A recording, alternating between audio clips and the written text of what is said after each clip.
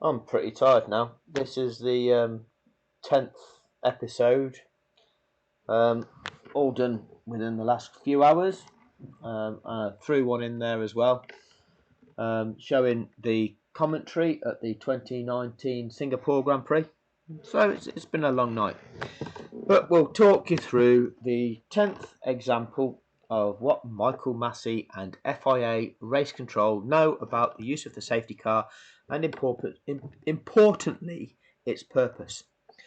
Now, I'm showing you data view first because it proves which is the lapped car.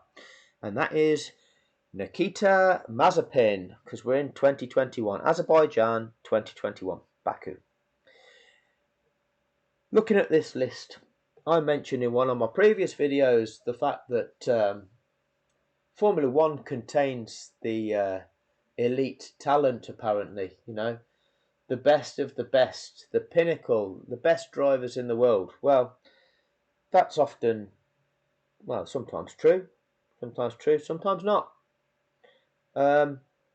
What we see in most elite sport is that the elite athletes get to compete in those elite sports. Not always the case in Formula One. You can get your seat in Formula One if Daddy used to be a Formula One driver, or if Daddy is a billionaire. Let's have a look in this list of 20 competitors who fits that category. So, from the bottom up, Esteban Ocon, I don't know the wealth of Daddy for Esteban. Nikita Mazepin, Daddy is a billionaire.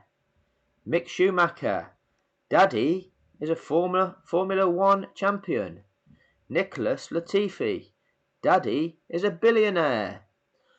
George Russell, don't know much about you, George. Probably from a wealthy enough background to afford, for your parents to afford to spend, 40 grand a season when you're a kid on allowing you to go karting. I don't know. Kimi Raikkonen, don't know. Giovinazzi, don't know. Alonso, don't know. Carlos Sainz, well, maybe Daddy wasn't a Formula One driver, but Daddy was a superb rally driver. Okay? So, with Daddy being in motorsport, you get a bit of an advantage. You get a chance in motorsport yourself. And because your name's the same as Daddy's, it's a well-known name, and that affords you greater opportunity. That's the way this thing works in this world. Daniel Ricciardo, don't really know. Bottas, don't know. Lando Norris, Daddy is very wealthy. Might be a billionaire. Might be merely just a multi-millionaire, but most likely a billionaire. Tsunoda, don't know. Vettel, don't know. Leclerc, I'd say he's fairly wealthy because if he lives in Monaco, you've got to have a fair bit of wedge. I don't think there's many council estates in Monaco. I might be wrong.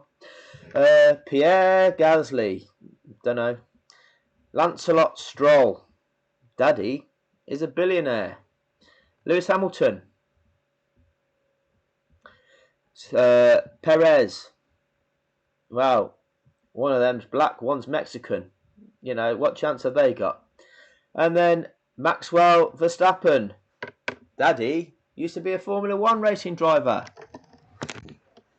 I don't know. I'll be called racist now for using the word black or using the word Mexican. They'll be comparing me with Helmut Marko. Whoopie-doo. Anyway, now that we've gone through that and exposed that 1, 2, where are we? 3, 4, 5, 6, 7 out of 20 competitors, either their daddies were former racing drivers themselves, or Daddy is a very wealthy man, either billionaire or multimillionaire. This is 7 out of 20. 35% of them drivers, over a third of the drivers, are in that sport with that background. Is that necessarily on talent? Of them drivers, who is talented? Verstappen's talented. Norris is talented. Carlos Sainz is talented. But Lance Stroll, is he one of the top 20 drivers in the world? I would like to think that if other people got the chance, there's a good chance that they'd be better than Stroll. As for Mazepin, Mick Schumacher, Latifi, we know how good they are. We don't really need to talk about that. Anyway, on with what took place in Azerbaijan. Right, let's have a look. Nothing unusual. So, Stroll has had an accident and is plummeting down the field. A loss of power. You can see. I wonder if that's clipping. Oh. You'll hear him say it in a second. Oh no, and that is an accident, and it is Lance Stroll in the Aston Martin. And as I said, here in Baku, So, he's there on this long start-finish straight and has had an accident. I'm going to turn the sound down and we're going to play this through. Remember, there's one lapped car, and that is Nikita Mazepin, the white dot, which is now here at turn 2. Been lapped by the front 3 runners of Verstappen, Perez and Hamilton. So let's have a play of this through. So what we expect to see, as we've seen in every other occasion, the safety car will be deployed, the field will bunch, Mazepin will be released. Now, how far is Mazepin behind the next competitor, which is Mick Schumacher?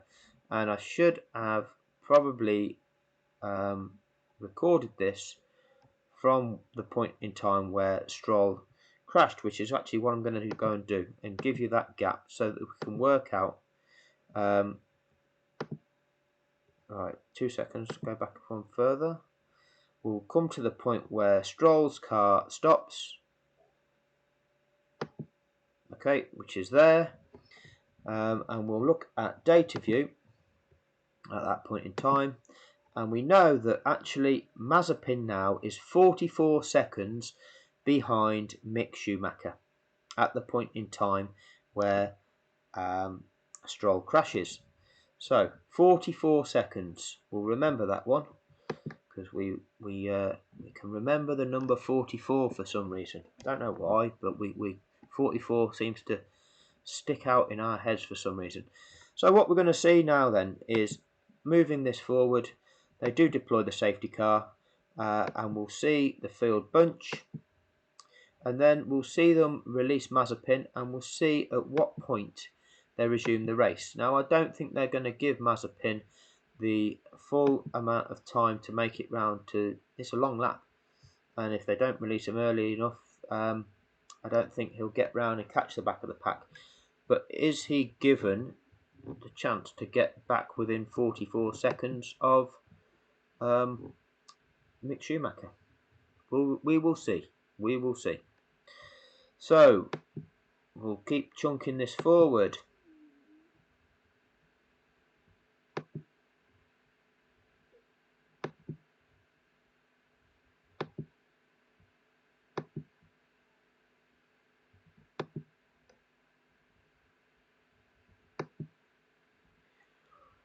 As you can see, they're bunching, which would indicate that Verstappen is behind the safety car, and all the other competitors are making their way around and gradually bunching up with that safety car. Takes a while. Mick Schumacher is passing the scene of the incident, or has passed that, so it's likely we'll have to drive slower than the rest of the lap as I go past that point. So I'm going to keep chunking this forward, and there'll be a time where we should see that white dot, which is the 4th car back of Mazepin, passing Verstappen, Perez and Hamilton.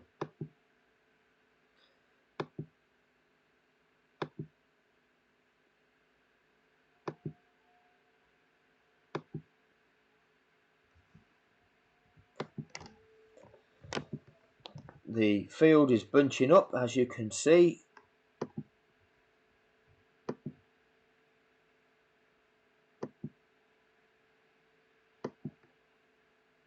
And it's pretty much fully bunched now, but the lapped car of Mazepin is still there in between third and fourth place, so in between Hamilton and Gasly.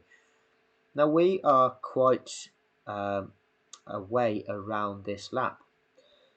And again, if it was possible to release the lapped car near the start of a lap, they get the rest of that lap, plus the additional lap with which to catch the back of the pack.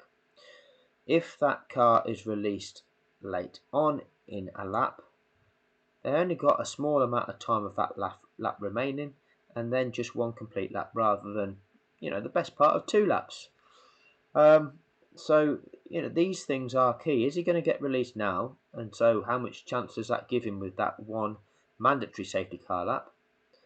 Or, how long is his clear-up operation actually taking? So they're coming up to the start-finish line now to start the next lap, and he still has not been released, and he's not going to make it past the lead car and the safety car this lap. So we'll keep chunking it forward.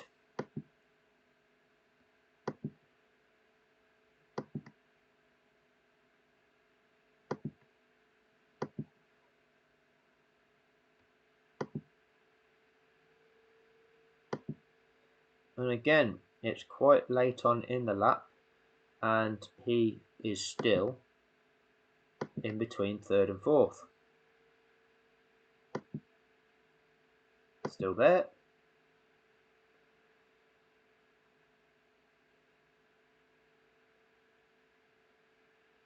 So, this is quite normal. This is taking some time.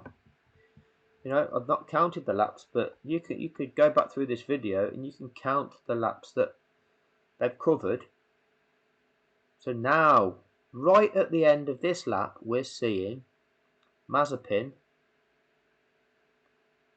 go past Hamilton. Is he going to get past these 2 Red Bulls before that start-finish line? Well, on there, it appeared that it was after the checkered flag, the start-finish line itself.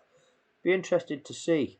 Let's have a look to see if we can have a look on Mazepin's camera view. Driver cams, Mazepin. What number is he? Don't even know. What number was there? He is 9. Let's have a look on there. Having been released now, let's chunk him back and let's see when he gets past the right. There's the grid. Well, he's past the lead car. It's touch and go whether he was past, but they've probably said that's near enough. So they'll probably say this has to be the mandatory safety car lap, and that's all they're going to give him. Okay. Let's go back to this view. Less chance of anything being blocked on this view. Remember, 44 was the number of seconds that Mazepin was behind Mick Schumacher when Stroll had his crash. What's happening now is some of these cars went into the pits. So they're now back on track. Mick Schumacher is still in the pits showing. Don't know what's going on there. Seems to be quite some time.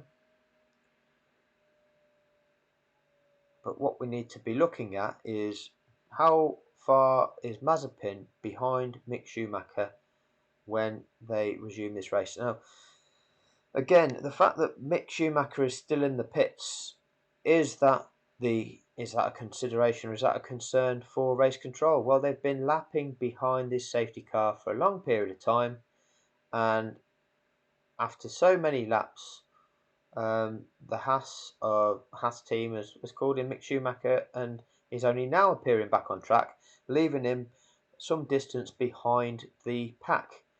Now, whose fault is that? Is that race control's fault? No, it's not.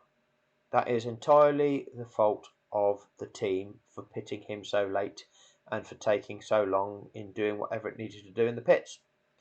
Because the other cars pitted and got back on track and are part of the safety car snake.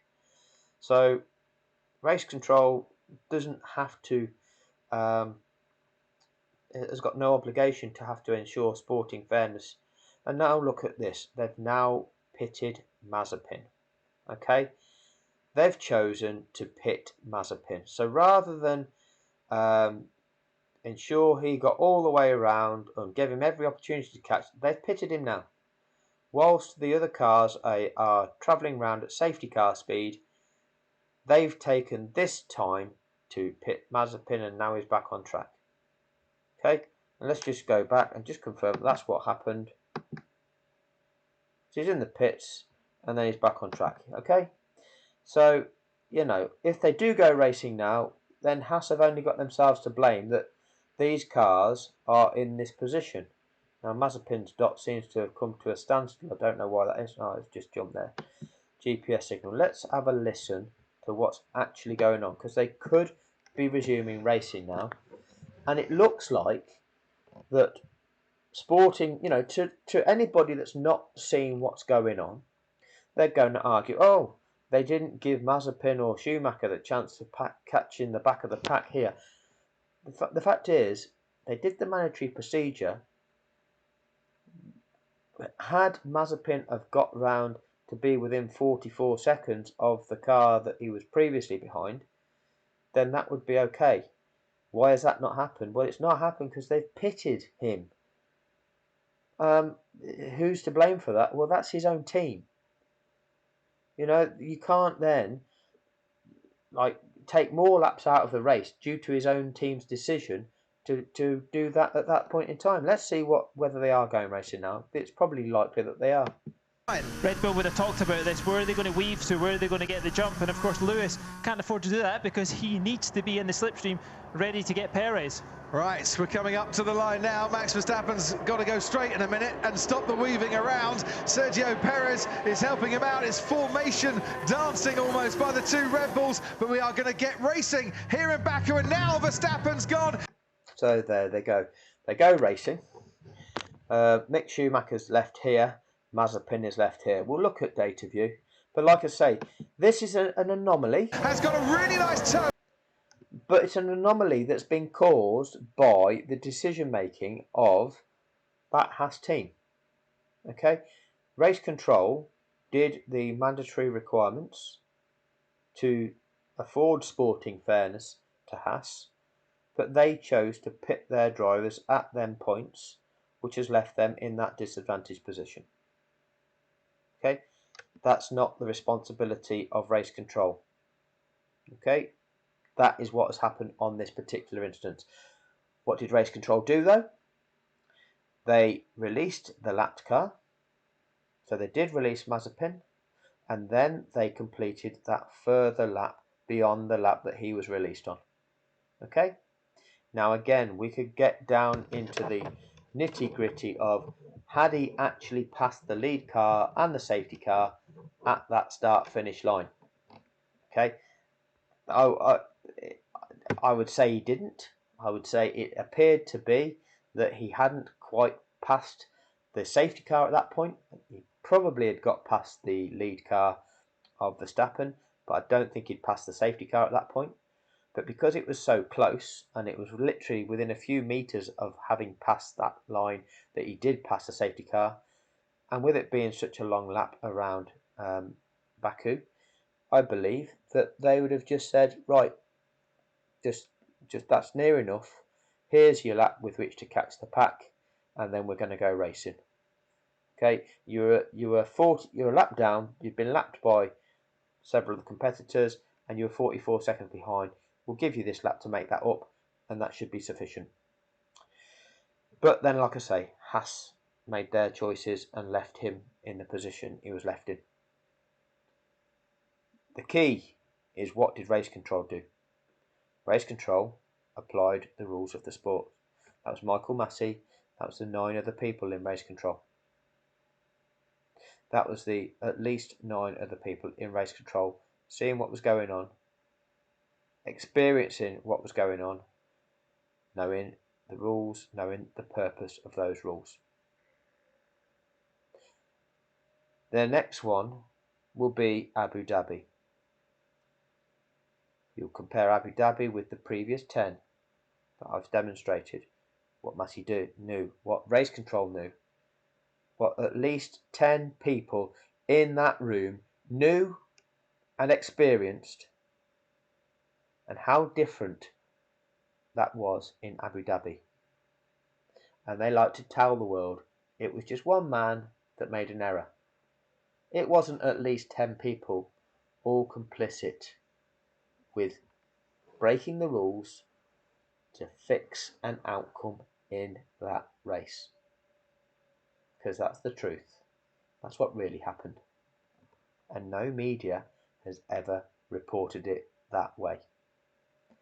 Ask yourself the question, why has no media ever reported it that way? Because when you find that answer, you start realizing what is truly going on in this world. Until next time.